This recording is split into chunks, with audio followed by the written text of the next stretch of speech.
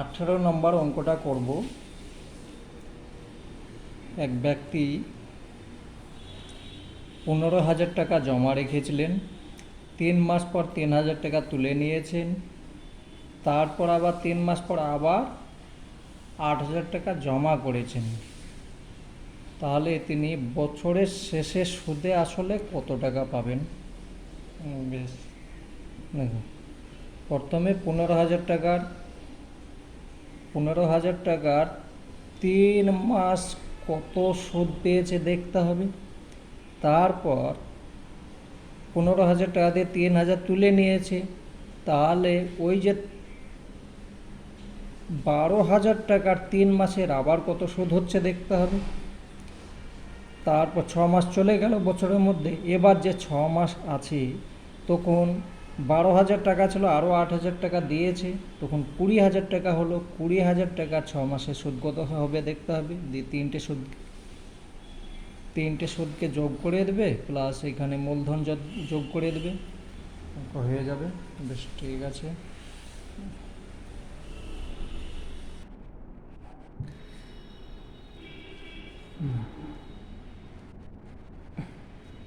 প্রথমে মূলধন কত হচ্ছে, তাহলে প্রথমত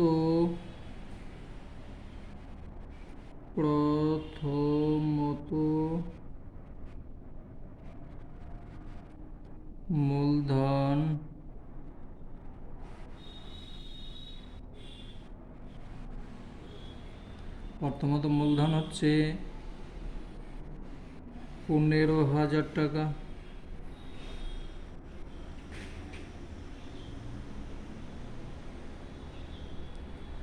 তাহলে 15,000 টাকার 3 মাসের সুদ কত দেখি।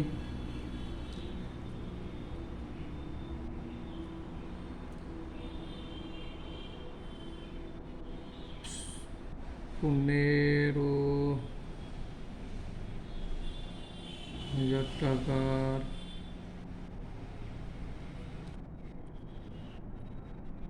3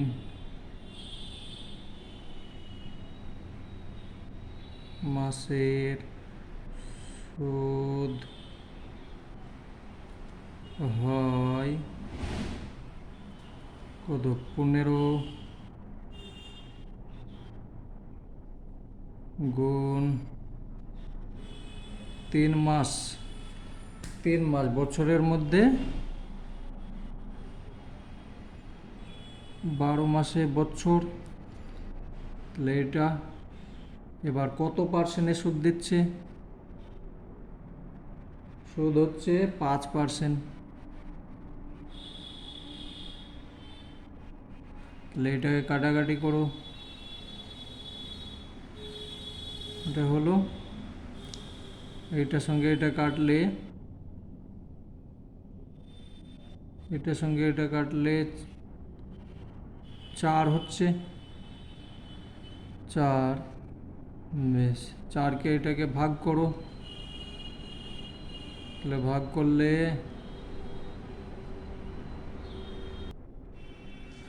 বেশ, এটার সঙ্গে এটা ভাগ করে এখানে এই করে কাটাকাটি করে, তাহলে এখানে পেয়ে যাবে, দেখে নেবে, ঠিক আছে, আমি দেখলাম না, 87.5 টাকা। এত টাকা। এবার দেখো, 3 মাস পর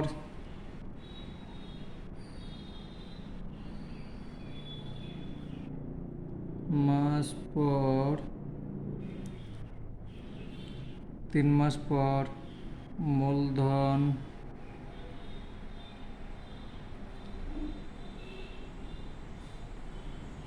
হবে 3 মাস পর মূলধন হবে 15,000 ছিল, মাইনাস 3,000 টাকা তুলে নিয়েছে,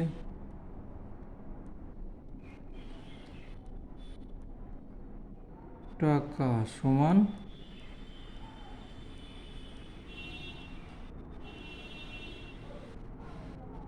3 মাস পর 12,000 টাকা মূলধন হচ্ছে, এর 12,000 টাকার আবার 3 মাসের সুদ কত হচ্ছে দেখতে হবে।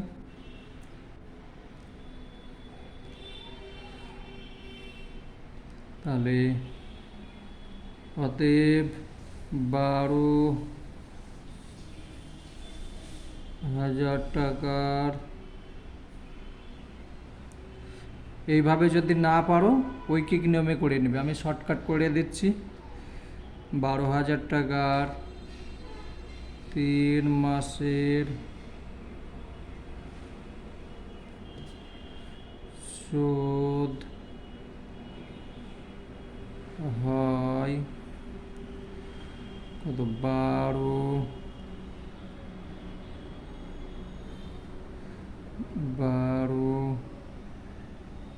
গুণ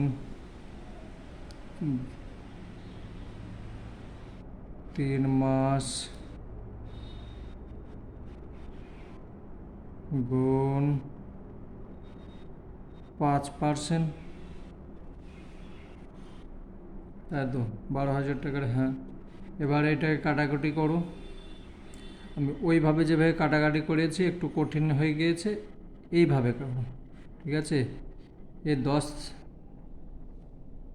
এটা পরেই কাটবে, এটা 4 হচ্ছে, 4-এর সঙ্গে এটা 3 হচ্ছে, 3 4 12, একটা বেশ, এখানে 2টো শূন্য, এখানে 2টো শূন্য কেটে দাও, 30, 5 30 তাহলে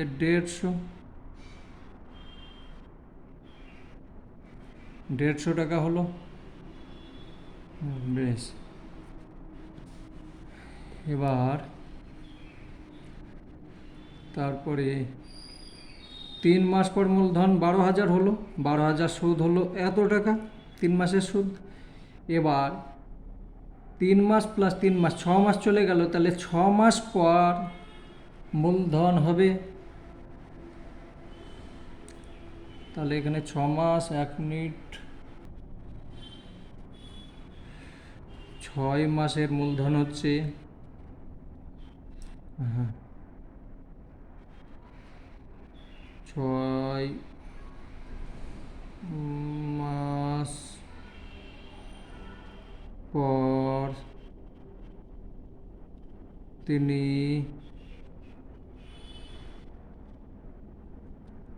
আরো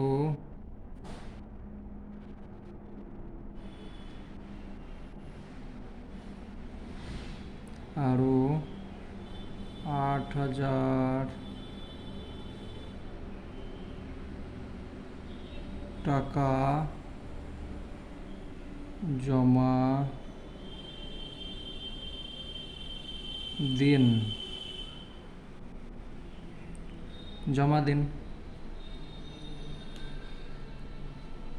অতএব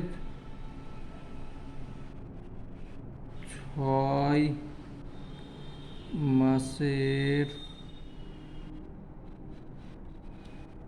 মূলধন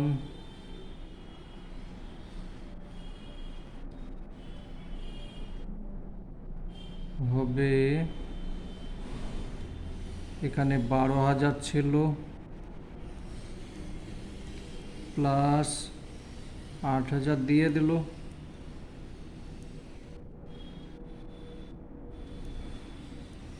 সমান 20,000।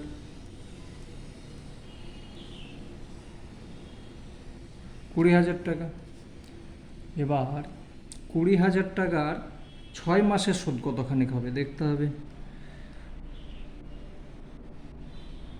20,000 টাকার 6 মাসের বা 6/12,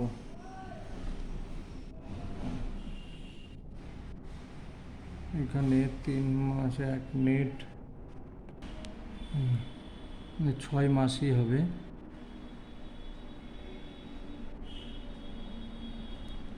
মাসের সুদ হয় তাহলে 20,000 গুণ 6/12 গুণ 5%। এইখানে দেখো 3 লিখছি, কিন্তু এখানে 3/12 এটা কেন করছি, 12 ভাগে 3 ভাগ কেন করছি? তার কারণ বছর হচ্ছে, আমি 1 বছরে সুদ বের করছি, 1 বছর। এই বছরকে মাসকে বছরে পরিণত করলে এখানে 12 ভাগে 3 ভাগ হচ্ছে। ঠিক এখানেও সেম করেছি, এখানেও সেম করছি। তুমি যদি এটাকে বছরে করতে চাও তখন তোমার অন্যরকম হয়ে যাচ্ছে। মাসে করেছি তো তার জন্য আমাকে এইরকমভাবে করে নিতে হচ্ছে। বেশ, বছর করলে তোমাকে তখন লিখতে হবে নিচে 12, তারপরে ওপরে 3, তাহলে কেটে দিলে তাহলে 1/4 বছরের সুদ হলো, এইভাবে লিখতে হবে। তাহলে এটা কাটাকাটি করো, 2 হলো, এটা 2 শূন্য, এটা 2 শূন্য, আর এটার সঙ্গে এটা কাটলে হয়ে যাচ্ছে 100, তাই তো? তাহলে হয়ে গেল এখানে কত, 500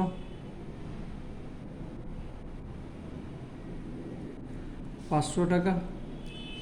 অতএব মোট সুদ হলো, অতএব মোট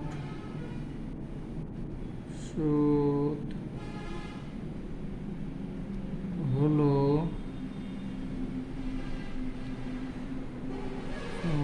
কত, এখানে হয়েছে 10785 প্লাস 150 প্লাস 500, এটাই সুদ হচ্ছে। তাহলে টাকায় করো, এটাকে সমান সমান যোগ করে নাও, যোগ 837.5 টাকা।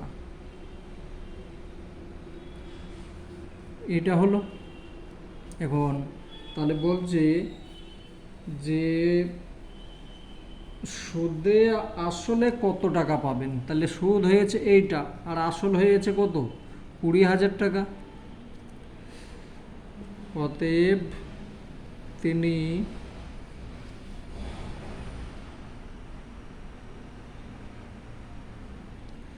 সুদে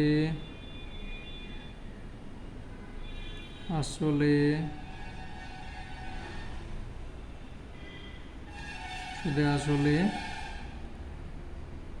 পাবেন